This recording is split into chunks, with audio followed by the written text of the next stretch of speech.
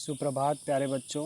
मैं आपका हिंदी अध्यापक विनीत पांडे आज व्याकरण से आपका पाठ लेकर उपस्थित हूँ। क्रिया। आप क्रिया अब तक पढ़ चुके हैं, है ना। क्रिया के प्रकारों में आज आप अगला आधार पढ़ रहे हैं, कर्म के आधार पर क्रिया के भेद।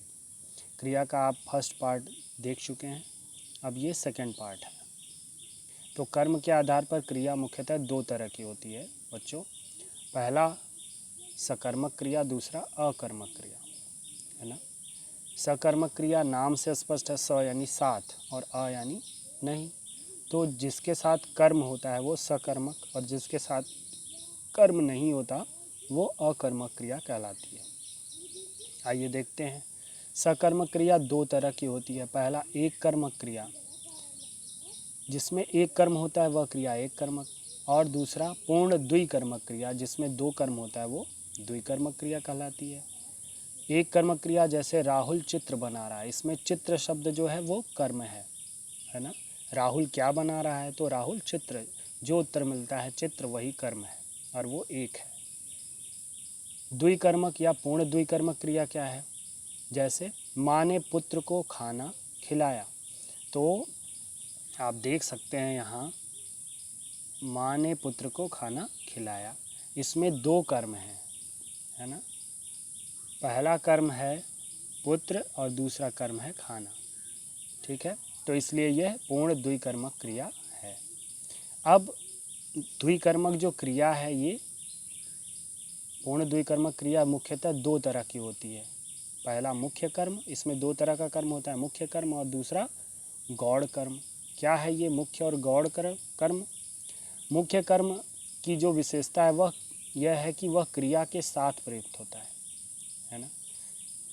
जैसे खाना, ये क्रिया के साथ है और विभक्ति रहित होता है, इसमें विभक्ति चिन्ह कारक चिन्ह नहीं होता। और तीसरा ये अप्राणीवाचक होता है, इसमें प्राण नहीं होता। तो इसमें खाना शब्द जो है ये अप्राणीवाचक है, इसके साथ कोई विभक्ति चिन्ह नहीं है और ये क्रिया के साथ प्रयुक्त हुआ है, इसलिए खाना शब्द क्या है, ये मुख्य कर्म है। दूसरा गौड़ कर्म, यानी जो अप्रमुख है, जो प्रमुख नहीं है, इसकी विशेषता क्या है, यह क्रिया से दूर प्रयुक्त होता है। जैसे यहाँ माँ ने पुत्र, तो पुत्र को, तो यहाँ पुत्र शब्द ये क्या है, ये गौड़ कर्म है। ये विभक्ति सहित होता है, इसमें विभक्ति चिन्ह होता है, जैसे को, यहाँ विभक्ति चिन्ह है, कारक चिन्ह है को, तो इसलिए ये गौड़ कर्म है। और तीसरा है प्राणवाचक होता है, यानी पुत्र है तो वो प्राण होता है, उसमें सजीव होता है तो वो सजीव है, तो वहाँ पे वो गौड़ कर्म है, ठीक है। अब क्रिया के साथ अगर हम कैसे पहचानें कि कोई क्रिया सकर्मक है या कर्मक, तो उसकी पहचान है कि जब क्रिया के साथ क्या, किससे और किसको, ये तीन शब्द लगाकर प्रश्न पूछा जाए, तो यदि उत्तर मिलता है तो वो सकर्मक है, और अगर उत्तर नहीं मिलता है तो वो अकर्मक है। जैसे हमने पहले उदाहरण में बताया, राहुल चित्र बना रहा है, तो अगर हम प्रश्न करें राहुल क्या बना रहा है, तो वहाँ आपको पता चल जाएगा कि चित्र, और चित्र कर्म है। माँ ने पुत्र को खाना खिलाया, माँ ने किसे खाना खिलाया, कहा गया ना किसे, किसको और क्या आदि लगाकर, तो पुत्र को, तो पुत्र शब्द कर्म है। माँ ने पुत्र को क्या खिलाया, तो खाना, तो खाना भी कर्म है।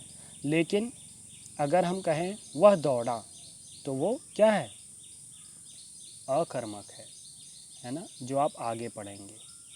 अब अकर्मक क्या होता है, जिसमें कर्म नहीं होता, वह दौड़ता है, तुम खेलते हो, वह गया, तुमने पढ़ाई की आदि, तो यहाँ पर कोई कर्म नहीं।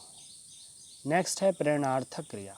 नाम से स्पष्ट है, जब कर्ता किसी क्रिया को न करके, कार्य को न करके किसी दूसरे से करवाता है, तो वो प्रेरणार्थक क्रिया कहलाती है। जैसे अध्यापक बच्चों से पाठ पढ़वाते हैं, तो यहाँ पढ़वाते जो शब्द है वो क्रिया जो है वो प्रेरणार्थक क्रिया है। यह दो प्रकार की होती है, प्रथम प्रेरणार्थक क्रिया और द्वितीय प्रेरणार्थक क्रिया। प्रथम, मैं सबको हंसाता हूँ, तो यहाँ पर हंसाता शब्द जो है वो प्रथम प्रेरणार्थक क्रिया है। क्यों? क्योंकि यह जो है इस क्रिया में कर्ता स्वयं शामिल है।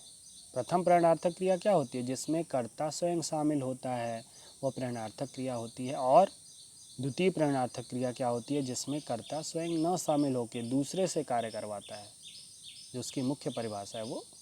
जैसे माँ नौकरानी से झाड़ू लगवाती है, स्वयं नहीं लगाती, नौकरानी से लगवाती है, तो वहाँ पर द्वितीय प्रणयार्थक क्रिया है।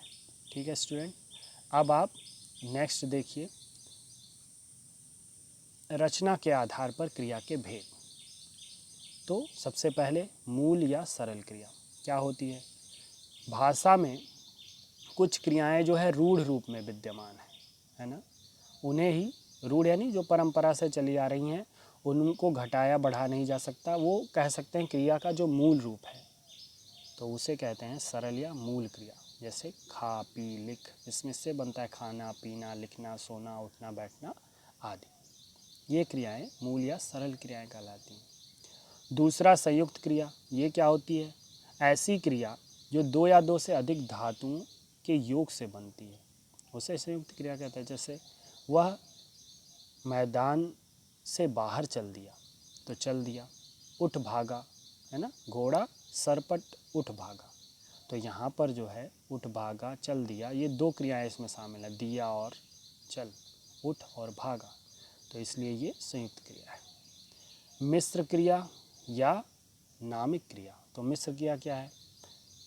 कह रहे हैं मिश्र क्रिया जो होती है, इसके अंतर्गत जो संयुक्त क्रिया है उसका पहला अंश संज्ञा विशेषण या क्रिया विशेषण होता है, तथा दूसरा क्रिया और इसी को यानी क्रियाकर कहा जाता है।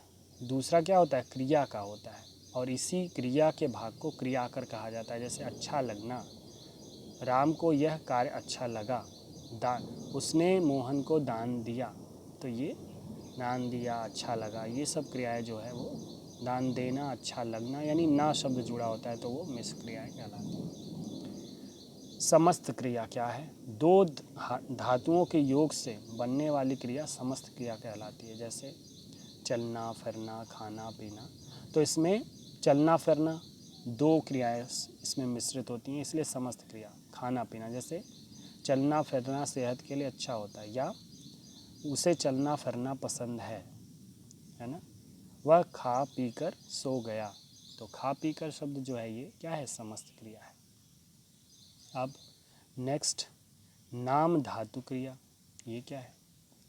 वह क्रिया जो क्रिया के अलावा संज्ञा सर्वनाम और विशेषण आदि शब्दों के रूप में प्रयुक्त की जाती है या आदि शब्दों से बनती है। किन शब्दों से? संज्ञा सर्वनाम और विशेषण से बनती है, उसे नाम धातु क्रिया कहते हैं। जैसे हाथ शब्द है तो उससे हथियाना, बात है तो बतियाना, झूठ है तो झुठलाना, गरम है तो गरमाना, लंगड़ा है तो लंगड़ाना, है ना, हकला है तो हकलाना, अपना है तो अपनापन जो सर्वनाम है, और बड़बड़ाना, बड़बड़ है तो बड़बड़ाना आदि। ठीक है, ये क्या है? ये नाम धातु क्रिया है। अन्य क्रियाएं जैसे समापिका और अमापिका क्रियाएं। समापिका क्या है?